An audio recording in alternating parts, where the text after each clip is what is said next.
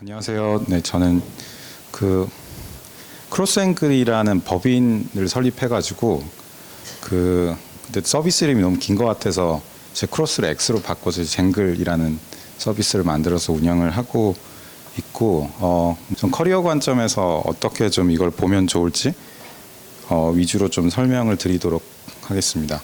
저는 03학번이고 연대에서 이제 경영 전공해가지고 공군에서 통역장교 하고 나서 삼성증권에 이제 해외 파생 그 세일스 트레이딩 쪽으로 들어갔었어요. 그래서 금융에서 시작을 했었고 그 다음에 그 삼성전자에 가서 그 무선사업부에서 휴대폰, 그래서 지금 여러분들 그 갤럭시 얼마 쓰시는지 모르겠지만 갤럭시 S5 그때부터 이제 북미 시장 쪽 맡아서 하다가 대기업 생활이 조금 스스로 좀 안 맞는 것 같아가지고 뭐 이렇게 얘기하면 맞는 사람 누군가 이렇게 물어본 분들도 계신데 열심히 해보다 보니까 조금 다른 게 좀 생각나는 것들이 있어가지고 그 NXC라고 넥슨 그 지주회사로 가서 그 창업하셨던 김정주 대표님하고 일을 한 3년 정도 했었어요. 거기 있으면서 이제 신사업도 보고 전략 투자팀장 포지션으로 있으면서 벤처 캐피털 맡아서 하고 이제 운용하면서 이런 것들을 했었고 그런 게 이제 시작이 돼가지고 거래소 인수하는 것들을 많이 했었고 그래서 코빗이라는 이제 한국에 있는 크립토 거래소 바이아웃을 했었고 2017년에 그리고 2017년부터 한 1,000억 정도 규모의 그 크립토 펀드를 한 3분기 정도 동안 운영을 했었어요. 어쨌든 그때 이제 마지막 나올 때는 그 작년에 이제 로빈후드라는 이제 미국에 있는 그 금융회사에서 인수를 한 그 빗스탬프라는 유럽에 있는 제일 큰 거래소 바이아웃 딜을 제가 2018년에 마지막으로 하고 나왔습니다. 그래서 2018년에 쟁글이라는 회사를 창업해가지고 한화랑 좀 더 연을 맺은 건 2022년에 이제 시리즈 B를 투자를 받으면서 더 인연이 돼가지고 많은 것들을 하고 있는 상황입니다. 제가 그 오늘 얘기 드릴 게 그 커리어 관점의 얘기랑 이거 뭐 산업에 대한 관점을 좀 더 밸런스를 잡아서 얘기를 드리려고 하는데 그 이 산업에 대한 비유나 이런 거를 단순히 이제 크립토 코인 가격이 아닌 다른 관점에서 좀 설명드리고 이제 금융 커리어를 고민하는 관점에서 여기에서 왜 어떤 기회들을 봐야 하는가에 대한 이야기도 좀 드릴게요. 그래서 비트코인 사보신 분들, 비트코인 백서 읽어보신 분들 있으세요?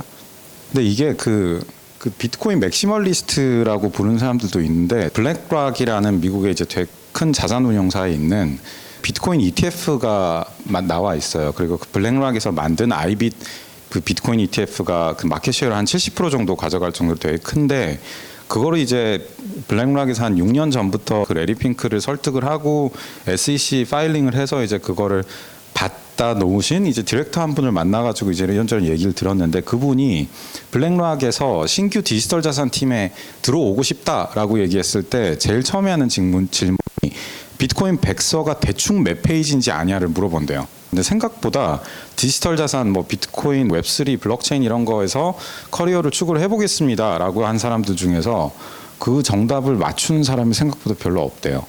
근데 그거를 그 사람은 왜 물어봤냐 하면은 블랙락의 그 지금 현재 체어맨으로 있고 그 월스트리트 금융가에서도 디지털 혁신 쪽에 가장 선두주자로 있다라고 하는 그 레리 핑크 블랙락의 CEO가 비트코인이라는 ETF를 그 월스트리트의 수많은 보수적인 사람들이 반대할 때 정말 여러 번 비트코인 백서를 본인이 다 직접 다 읽고 뭐 우리보다 수십 배 수백 배는 바쁜 분임에도 불구하고 읽어보면서 이제 본인이 확신을 가져간 부분들이 있었던 거죠. 그러면은 많은 사람들 나는 이 산업에 어떻게 확신을 가질 것인가라고 하면서 뭐 여러 질문들을 던지는데 그분들도 똑같이 시작했어요. 여러분도 비트코인 백서 읽어보실 수 있고 공부하실 수 있는 부분들이 있기 때문에 결국 내가 뛰어들으려고 하는 산업이 있으면 공부를 해보시는 게 좋다라는 관점에서 얘기를 드렸고 이게 돌아가서 사토시 나카모토라는 이름으로 활동하던 분이 여기 보면은 2010년 7월 29일에 누군가가 이제 질문을 했어요. 그 비트코인의 뭐 기술의 뭐 확장성이 어떻게 되냐라는 부분에 질문을 했는데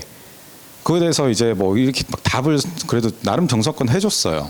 그리고 나서 마지막에 제가 볼드 처리하는 부분이 자 네가 나를 못 믿겠거나 이해가 안 되면 미안한데 난 너한테 더 설명해 줄 시간이 없다 하고 이게 인터넷에서 사토시 나카모토의 이름으로 활동한 마지막 족적이에요. 그러면 이런 관점에서 자 이거 동의가 안 된다 내가 이해가 안 된다라고 해가지고 대부분의 사람들은 습관적으로 그 산업이나 기술이나 새로운 기회들을 부정을 해요. 리스크가 있으니까. 근데 이제 리스크의 가장 반면은 기회가 있으니까 리스크가 있기 때문에 늘 이제 밸런스 있게 보셔야 되는 관점에서 제가 이 얘기를 드린 거는 조금 더 이 새로운 기술이나 기회들 좀 더 오픈 마인드로 보셔라 하는 거를 얘기를 드리려고 했고, 뭐 코인도 알고 블록체인, 뭐 웹3 여러 가지 있을 텐데 그 정보 기술이라는 측면에서 뭐 아트나 뭐 부동산 여러 가지가 이제 토크나이즈 된다라고 하는데, 지금까지 그냥 뭐 위에 뭐 PC는 정보 기록이고 뭐 인터넷은 물리 정보 전달이 됐고 모바일은 상시 연결 사회로 바뀌어서, 그럼 이 기술이 우리 사회에 주는 의미는 뭐냐라고 하면 그 정보의 양적인 확장을 도와줬어요. 시간을 극복하게 해주든지 공간을 극복하게 해주든지 하는 차원에서 정보 양이 확장이 됐죠. 요즘 그러면 뭐 그 와이파이가 아니더라도 사실 데이터가 부족해서 내가 정보를 못 본다라고 하는 경우들은 없을 거예요. 뭐 챗GPT도 쓰고 뭐 하면 내가 정보의 양 자체가 부족한 게 아니라 내가 찾은 정보가 진짜 얼마나 유의미한 정보냐, 내가 얼만큼의 네트워크나 액세스가 있어서 얼마나 귀한 정보에 내가 그걸 걸러낼 수 있는 능력이 있느냐, 그거를 더 일찍 취득할 수 있는 방법이 있느냐 등 정보의 질적인 측면이 사실상 이제 요즘에 싸움이 된 거죠. 그 측면에서 블록체인이라는 거는 왜 지난 몇 년 동안 계속 강조가 되고 해도 막 안 알려지고, 왜 그건 뭐 AI는 바로 알겠는데 블록체인 뭐냐 뭐 이런 얘기가 나왔던 게, 이 양적인 확장은 바로 보여요. 질적인 확장은 그 계량화되기도 어렵고 그 정량화되기도 어렵다 보니까 바로 눈에 보이지 않아요. 이제 그런 측면에서 이제 블록체인이 가지고 있었던 효능 효과는 기본적으로 기술적으로도 백엔드 인프라다 보니까 뭐 서버 단에서 네트워크 단에서 일어나는 변화라서 우리 소비자 접점까지 바로 안 보이던 게 서비스가 어마어마하게 위에 덧붙여져야지 그 직접적으로 이제 생활에 와닿는 상황이 생기다 보니까 이 기술의 파급력에 비해서 지금까지 보이지 않았던 거고, 블록체인이 여러 가지 요소들 기술적 우위에도 불구하고 지금까지 뭐 규제나 여러 가지 측면에서 보이지 않았다라는 얘기를 좀 드리려고 했습니다. 지금 비트코인 가격 계속 왔다 갔다 하는데 2018년에 그때 비트코인 가지고 난리가 났었어요. 한번 난리가 났었다 했던 게 요때예요. 이 한 번에 그 거의 멎어가는 심장 같은 이 박동인데, 저때 한국의 김치 프리미엄이 한 40% 50% 됐었어요. 이게 어떤 기술이길래 왜 지금 주목을 받고 있고, 여러분은 커리어 관점에서 모바일 기업들 이해돼요. 뭐 이커머스 나왔고 넷플릭스도 나왔고 뭐 인터넷 뱅킹, 모바일 뱅킹 다 이해되는데 블록체인은 없는데요라는 얘기를 했었을 때 이게 왜 주목을 받았는가에 대한 이야기를 좀 드려볼게요. 그 미국 시총 22기업 중에 기술 플랫폼 비중이 40% 정도 돼요.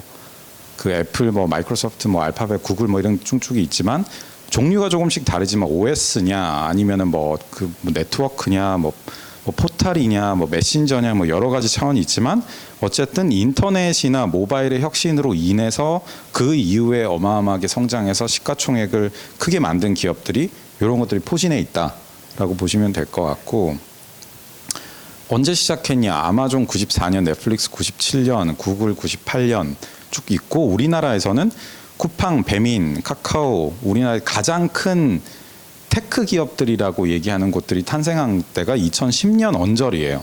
그럼 왜 이때 탄생했고, 근데 이게 지금 블록체인이 오는 거랑 무슨 상관이 있냐라고 보면, 제가 예전에 이제 벤처 캐피털 쪽에서 일했을 때도 있는데, 보통 기업들이 주식으로 성장을 해서 갔었을 때 시리즈 B, C를 넘어서 유의미한 서비스 상태까지 가는데 최소 보통 7, 8년 정도가 걸린다라고 얘기를 해요. 좀 더 일찍 올라오는 것들도 있지만, 이제 그런 측면에서 쿠팡, 뭐 배민, 카카오 이런 것들이 더 대중화돼서 사람들한테 얘기가 돌고, 이제 심지어 사회에 장악력을 가지는 서비스가 된 게 10년 중반부터 뭐 후반대 정도까지 이루어졌었는데, 다 우리나라 다 플랫폼 비즈니스죠. 배민 플랫폼이고 쿠팡 플랫폼이고 카카오도 일종의 플랫폼으로 보면 되는데 편리함을 줬어요. 근데 그 구조가 계속 지속 가능한 형태냐에 대해서 그 폐해가 계속 드러나기 시작했던 게, 뉴스가 한국에서 이렇게 나왔지만 미국에 있는 테크 기업들이나 벤처 캐피털 씬에서는 더 일찍 나오기 시작했었죠.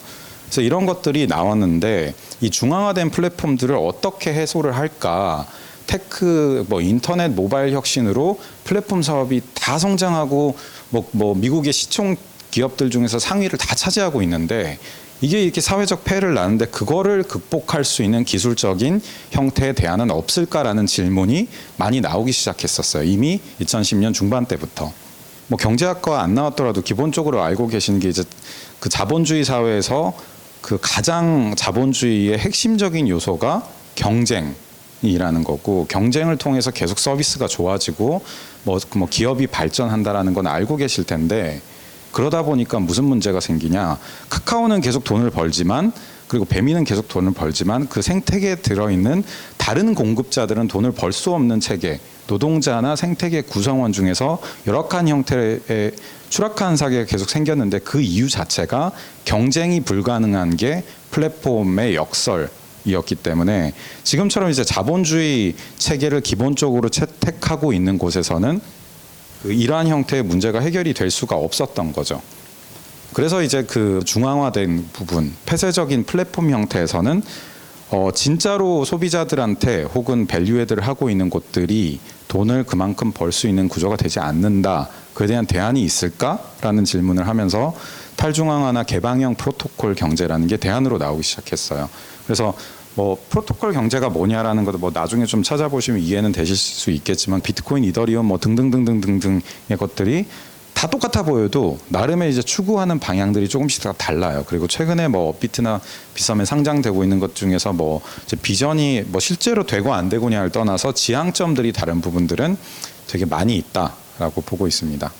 이게 이제 뭐 금융 차원에서의 조금 더 이제 프라이빗 에퀴티나 그 이미 나와 있는 마켓 쪽이 아니라 벤처 캐피털 씬 쪽으로 조금 더 들어가 보면, 웹2의 혁신은 실리콘밸리에서 이루어졌었어요. 근데 여기 있는 그 이분이 그 크리스 딕슨이라고 해가지고 미국에 있는 가장 큰 VC 중에 한 군데 이제 매니징 파트너로 계신 분이고, 실리콘밸리에서 뭐 AI에는 가장 적극적으로 투자를 하고 있는 분 중에 한 분이에요. 근데 그분이 있는 이제 에이식신지에서 이제 이 인터뷰를 이게 1, 2년 정도 됐는데, 이 영상을 보면은 그 요즘 들어와가지고 어떤 회사에서 우리 인터넷 회사입니다 이런 얘기 안 하잖아요. 똑같이 블록체인이든 AI든 더 대중화가 되면 될수록 처음에는 기술로 접근을 해요. 그래서 우리는 AI 중심의 회사다 하지만 그 시간이 지나면 이제 다 서비스 밸류로 바뀌게 되죠. 인터넷이 제일 처음에 나왔을 때 가장 기업들이 많이 한 게 그 당시에 홈페이지를 만들었어요. 모바일 기술이 대중화되던 때 기업들이 제일 많이 뭘 했냐 하면 앱을 만들었어요. 자, 그럼 똑같이 블록체인 나왔을 때 기업들이 제일 그 가장 큰 유스 케이스가 뭐였냐 하면 토큰을 찍었어요. 이것도 찍고 저것도 찍고 하는 것처럼 홈페이지 만들고 앱 만들고 토큰 찍고 하는 것처럼 NFT도 찍어보고 하는 것처럼 처음엔 기술이 나오면 기술을 씁니다. 근데 지금 상태에서는 어떻게 변화해가는 거를 지금 VC 관점에서 얘기를 하냐면, 웹3에서는 그 새로운 이제 기술 패러다임과 창업 생태계 자체가 아예 바뀔 거라고 보고 있어요. 저희 회사도 이제 제일 사람이 많았었을 때 한 90 몇 명까지 그리고 하다가 지금은 정말 반 이상으로 더 많이 줄였어요. 이제 AI도 정말 많이 쓰고 뭐 하면서 이게 이 정도 필요가 없을 수도 있겠구나라는 생각하는데, 저는 오히려 요즘 주니어분들한테는 되게 큰 위협일 수도 있고 되게 큰 기회일 수도 있다라고 보고 있는데, 그래서 여러분들 직장이나 그 일하는 방식에 대한 것들을 좀 고민을 해보실 필요가 확실히 있는 것 같아서, 여러분들이 코인 투자하는 거, 그건 코인 이 불나방 도박 코인들만 이루어진다라고 생각하지만 그렇지 않은 이제 이렇게 리스크 테이킹을 가장 많이 하는 주체가 기업일까요? 아니면 개인일까요? 그 개인이에요. 그러니까 똑같은 관점에서 개인들이 가장 리스크가 큰데, 기존의 주식은 펀딩 방식이 자 벤처 캐피털들이 투자를 해요. 그리고 나서 뭐 팔로우업 투자를 하고 PE 같은 데서 끌고 가가지고 상장이 돼서 IPO가 되면 그제서야 사실상 개인들이 들어갈 수가 있는 구조가 되어 있어요. 즉 리스크 테이킹 성향이 가장 높은 개인이 마켓의 구조가 KRX를 거쳐서 공개 시장으로 가게 되어 있기 때문에 애초에 개인들은 리스크 성향이 높아도 하이 리스크 하이 리턴을 할 수 있는 벤처 캐피털 시장에 접근하는 것 자체가 되게 어려운 게 지금 현재 금융 구조였었어요. 토크나이즈를 하면서 뭐가 달라지고 있냐면, 이게 먼 미래가 아니라 제가 뉴욕 가서 그 RWA 얘기 많이 하고 있는데 그 거기에서도 이제 그 뭐 JP 모건이나 블랙락이나 이런 데 출신 분들이 나와서 하고 있는 게 그 여러분 예측 마켓 중에서 폴리마켓이라는 데 들어본 적 있으시죠? 거기가 아직 IPO가 안 돼 있어요. 근데 IPO를 하려고 준비를 하고 있고 와 저거 뜰 것 같으니까 개인들은 엄청 사고 싶어 해요. 한국에 제가 이제 프라이빗 뱅킹 이런 데서 뭐 몇백억 몇천억씩 이제 굴리면서 비상장주 투자도 하는 분들 하면 크라켄 비상장주 어떻게든 구해서 살려고 하고 하는데 그분들이 예를 들어서 뭐 이렇게 천안에서 큰 공장을 운영하면서 몇백억 현금을 가지고 있다 하더라도 크라켄의 얼리 투자자를 미국에서 어떻게 찾아가지고 그 주식을 뭐 저기 뭐 청담동 스타벅스에서 만나서 할 수가 없잖아요. 그러다 보니까 못 구하는데 그런 부분들을 토크나이즈하는 형태의 노력들이 실제로 이루어지고 있어요. 그럼 그게 되면 과연 개인들은 비상장주 투자들을 할까 안 할까 보면 이미 하고 있었는데 그에 대한 접근성을 개선할 수 있는 방향이 당연히 생기게 되겠죠. 지금의 그런 자산 운용, 자산 관리 시장에서 여러분들이 만약 프라이빗 뱅킹 섹터를 간다, 리테일 전문 투자자가 된다라고 하면 자격증도 따고 회사의 시스템도 있고 뭐 위험 약관은 어떻게 돼서 판매, 운용, 위임을 할 수 있는 구조가 있어요. 여기는 이미 아직 없어요. 그러다 보니까 이제 그런 서비스에서도 여러분들 크립토나 디지털 자산, 방금 얘기하는 뭐 폴리마켓이 토크나이즈돼서 RWA 형태로 어떤 디지털 플랫폼에서 거래가 되면 그 내가 이거를 어떻게 누군가한테 자문을 해주고 할 수 있을까에 대한 인력들은 또 별도로 필요해지는 때가 오겠죠. 그래서 그런 관점에서 여러분들이 이 기술 구조가 어떻게 바뀌고 그로 인해서 어떤 시장이 만들어지고 있는 상황이고 그게 지금 현실적으로 내 그 커리어와 직장과 전문성과 기회에 무슨 영향을 주고 있는지를 계속 좀 살펴보시는 과정에서는 많은 그 테크 구조가 펀딩부터 프로덕트가 만들어지고 팀이 만들어지는 모든 방식들이 좀 바뀌고 있다라는 얘기를 좀 드리겠습니다. 아까 제가 했던 뭐 크립토 뭐 비트코인이 한 1,800만 원까지 막 가고 했었던 그 2017년 이후에 그럼 2017년에 들어갔다가 망한 사람도 많고 18년, 19년, 20년에서 지금 25년까지 왔는데 그럼 뭔가 해야 되는 건 알겠어요. 근데 지금인가요? 라는 질문을 했을 때에 대한 대답을 하기 위해서 이걸 만들었는데 블록체인의 가장 큰 그 왜 이 산업이 못 들어왔고 왜 이제서야 뜨고 있고 있는 가장 큰 걸림돌이 뭐였었냐면 많은 사람들은 그 기술이라고 생각해요. 뭐 마스터카드, 비자에서 뭐 1초간 뭐 처리해야 되는 건이 뭐 3만 건이다, 뭐 30만 건이다. 그렇긴데 블록체인 이더리움 너무 비싸가지고 처리 못한다. 그것 때문에 못 쓰고 있다라는 얘기를 하는데 뭐 솔라나도 나와 있고 많은 것들이 나와 있는데 그 트랜잭션이 꽉 차가지고 블록체인이 뻗은 적은 없어요. 그러니까 쓸 수 있는 것들이 없어서 문제가 됐지 기술적인 확장성의 허들은 그 지난 7년, 8년 동안 상당히 많은 부분이 극복이 되어 있는 상황입니다. 트럼프가 이제 그 집권을 하고 작년에 이제 투표가 돼서 들어오고 하면서 어떻게 보면 그 금융시장의 룰을 세팅을 하는 미국에서 많은 사람들이 이제 미국 생각보다 느리다라고 얘기하는데 전 세계 경제의 대국 1위인 데서 그 표준을 만드는 데에서 지난 1년 사이에 어마어마하게 많은 규제들이 없어졌고 이미 반대 방향으로 나와 있고 뭐 지니엑스 액트 같은 것들은 이미 통과가 됐고 또 12월, 1월, 2월 하면서 미국의 비트코인 리저브라던가 아니면 이제 크립토에 대한 명확한 레귤레이션이 정립이 되는 거나 등등이 다 발표가 될 거예요. 즉 이제는 그 산업이 성장을 하기 위해서는 인재들이 들어올 수가 있어야 되고 인재들이 들어왔을 때 문제없이 열심히만 하면 되는 시장이 돼야 되는데 기존까지는 하면 잘못하면 감옥 가고 금융회사도 우리나라에서 크립토 이런 거 좀만 해보려고 하면은 뭐 금융이나 금감원에서 막 불러가지고 뭐 법도 없는데 뭐 하는 거냐. 지금의 이제 와서는 바뀌고 있는 상황이 이제는 열심히만 하면 되는 때가 오고 있기 때문에 자본은 어마어마하게 많이 흘러 들어와 있고 들어오고 있는 상황이고 인재 수요도 많이 있는 상황이라서 이제 그 규제가 걷어진 지금 시점이 가장 이제 기회가 폭발적으로 이제 늘어나는 때다라는 관점에서 여러분도 좀 진지하게 섹터를 고민해 보시면 좋을 것 같습니다. 그럼 미래는 똑똑한 사람들이 한테 리소스가 주어지면은 그 방향으로 가게 되어 있어요. 근데 그 방향에서 어디로 가고 있느냐라고 봤었을 때 AI랑 블록체인이랑 로보틱스랑 뭐 에너지 섹터 등으로 자금이 계속 흘러 들어가고 있고 그 자금은 더 가속화될 걸로 보이는 거죠. 당연히 AI 섹터가 제일 크지만 크립토 산업에서는 이게 그 올 초에 만들었던 거라 가지고 아직 조금 데이터가 안 돼. 어쨌든 2011년 저때 어마어마한 유동성 장세가 있었을 때를 제외하고는 계속 우상향을 하고 있는 구조입니다. 이 뭐 섹터가 그럼 크립토 내에서는 어떻게 돼 있냐 하면 AI 뭐 L1, L2 등등 있지만은 제일 큰 테마로 가는 거는 이제 AI랑 비트코인이랑 인프라라는 형태로 계속 분화가 되고 있고, 그 인프라는 뭐냐라고 하면은 이제 골드만삭스 같은 데에서 투자를 하고 이제 같이 일하고 있는 뭐 캔턴 네트워크 같은 것들이 있어요. 거기서는 금융에 특화된 것들을 고민을 하고 있는 거고, 넥슨 같은 데에서는 한 1,400억 정도를 자회사 증자를 해서 아부다비에 지금 직원이 한 30명 가 있고, 거기에서 이제 그 게임 쪽 중에서도 이제 메이플 스토리를 특화된 그 웹3 버전을 만들고 이미 출시를 해서 운영을 하고 있는 것처럼 목적별로 이제 특화된 그 기술들이 이제 사업에 맞춰서 이제 커스터마이즈가 되고 있는 게 요즘의 상황입니다.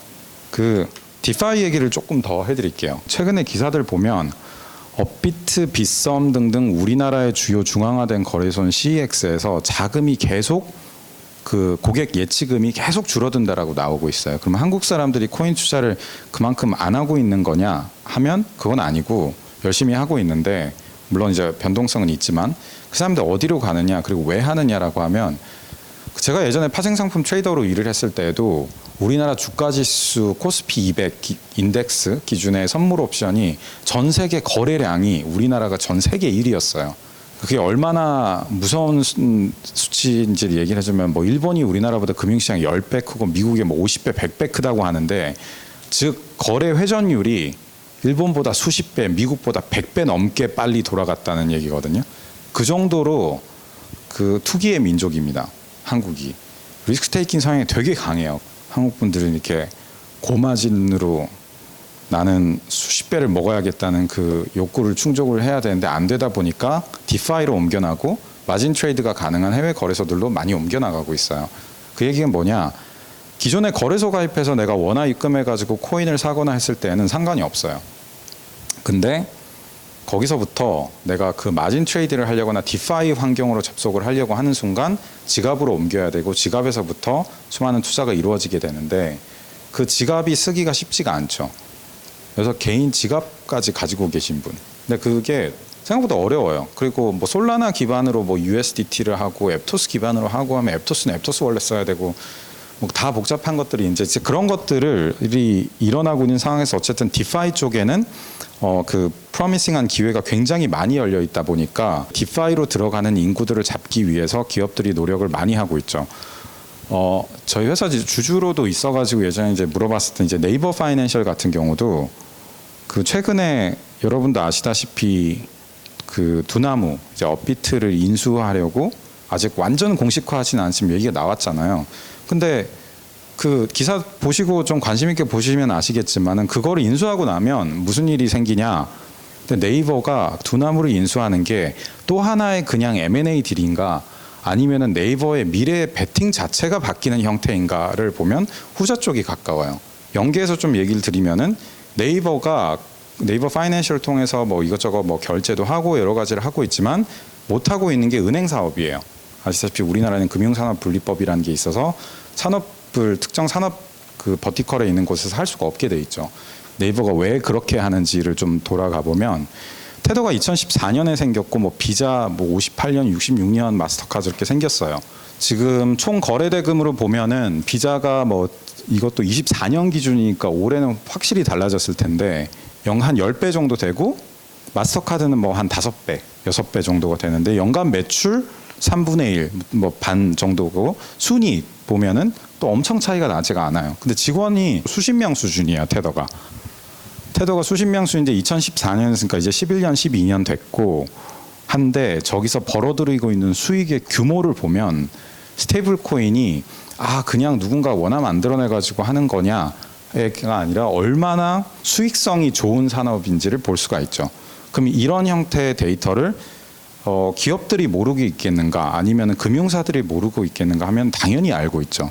그런 관점에서 그럼 우리나라에는 카드사들, 은행들 아니면 금융사들이 스테이블 코인 산업이 활성화됐을 때 어떻게 될지, 그리고 왜 요즘 은행들이 막 다 컨소시엄 이뤄가지고 스테이블 코인을 해야겠다 하는 부분들에 대해서 왜 얘기를 하고 있냐면 은행에 기존에 계속 마진 낮아지고 뭐 대규제 들어오고 하는 것들에 비해서 여기는 가능성이 많기 때문에 은행들이 베팅을 하게 되는 영역이고 그런 관점에서 이제 뭐 수많은 컨소시엄들이 다 출범이 되는 것처럼 네이버도 마찬가지로 그게 굉장히 유용한 섹터겠구나 미래겠구나라는 걸 생각을 하면서 네이버 이제 뭐 그 정도의 이제 M&A 구조까지 가져가면서 베팅을 하고 있는 영역입니다.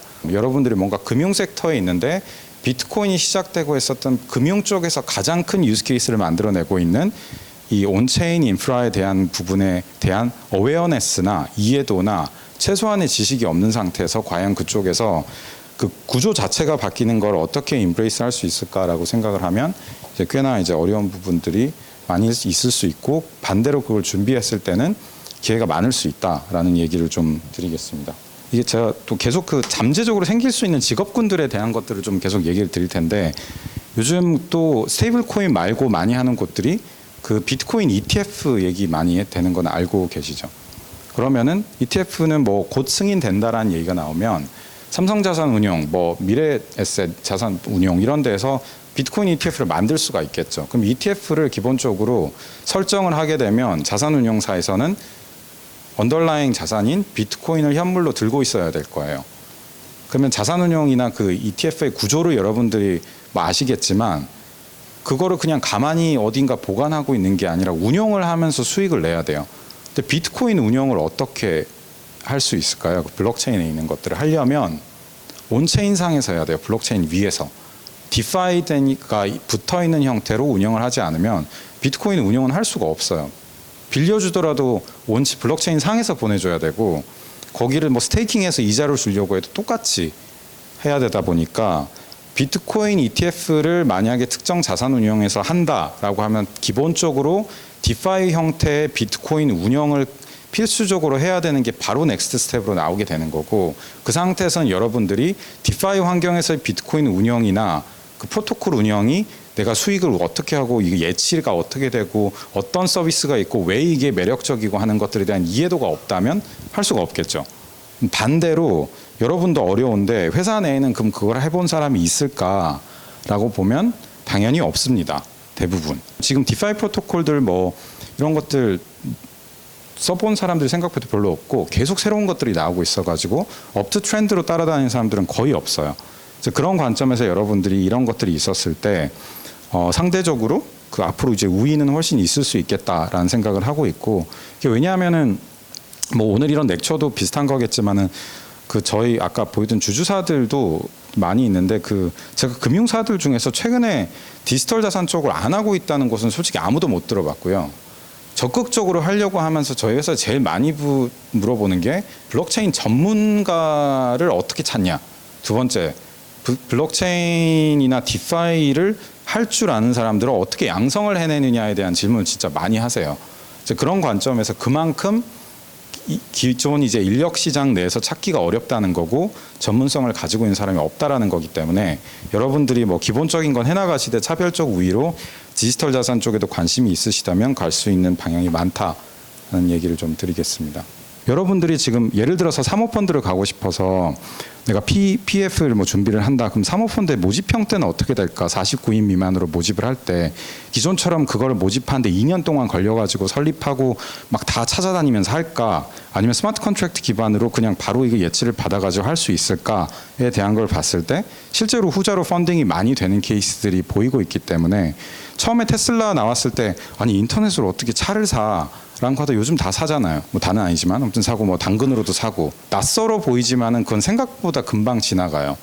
그래서 그런 관점에서 상당히 많은 이제 펀드들이나 이런 것들이 많이 바뀌어 갈 거다. 그리고 뭐 적금이나 펀드 가입 얼마나 많이 해보신지 모르겠지만 펀드 가입해놓고 조금 뒤에 봤더니 저기가 금리가 더 높아요. 네이버 같은 데서 알려주죠. 뭐 대환 대출 어떻게 하거나 이런 것들을 알려주면 그거 알아봐가지고 막 하고 하면은 또 다요. 근데 3일 뒤에 또 딴 거 봤어요. 그럼 또 들어가고 계속 그렇게 할 수가 없는데 디파이 환경에서는 AI 에이전트한테 그냥 맡겨놓으면은 제일 높은 이자율이 주는 똑같은 형태의 펀드에 있는 것들을 스마트 컨트랙트 조건을 찾아서 계속 알아서 그러니까 밤새도 몇 번도 옮겨 다니기도 하고 그런 관점에서 봤을 때 자산 운용을 과연 AI 에이전트가 스마트 컨트랙트가 결합된 블록체인 형태로 가는 게 훨씬 효율적일까?